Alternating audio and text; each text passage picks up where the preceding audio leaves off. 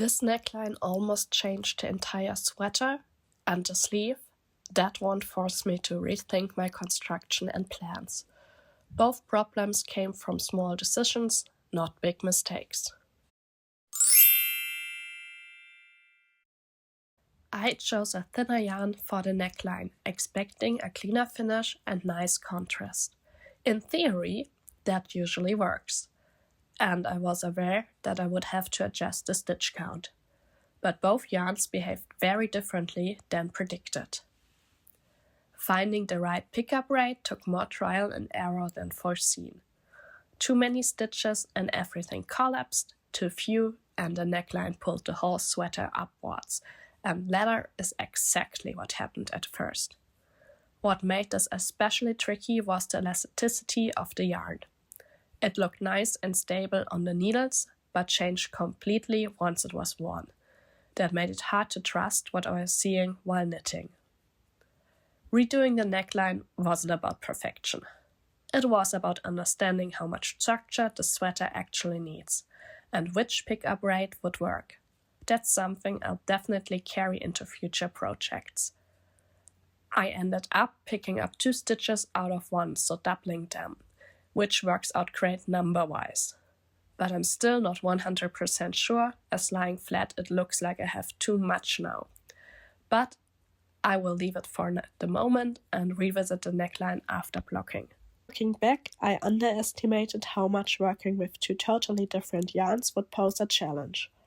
I was aware that the neckline would set the tone for the sweater, which was one of the reasons I added it before knitting the sleeves and finishing the body. I'm very glad I did, but it took me much longer than anticipated.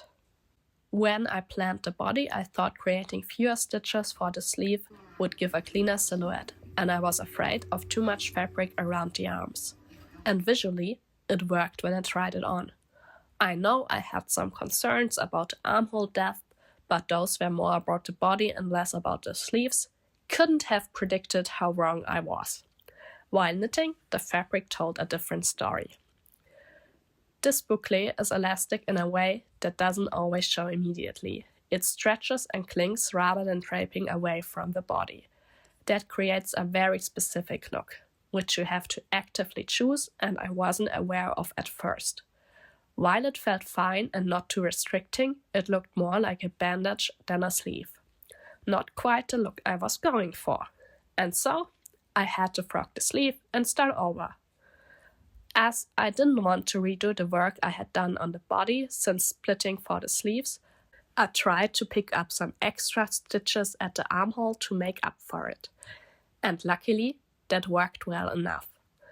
While it looks still tight, it feels comfortable now and less like a bandage. But I had to differ from my original plan of having a looser fit of sleeve. A straight sleeve now seemed like the logical solution and, frankly, the only option left. The small puff at the cuff was intentional. It adds balance to an otherwise close-fitting sleeve, and it keeps the design from feeling too rigid. I decreased some stitches in the bouclé yarn and then used the same pickup rate for the cuff as for the neckline, and in this case it looks really good. This project reminded me that fit isn't just about measurements. It's also about how a yarn behaves and how different yarns work together. That's something I'll be paying much more attention to going forward.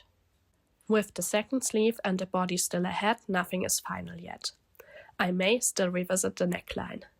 But these parts already taught me a lot about working with bouclé and about trusting the process, or not. If you worked with bouclé before, I'd love to hear how you approach necklines and sleeves, or any difficulties that you faced.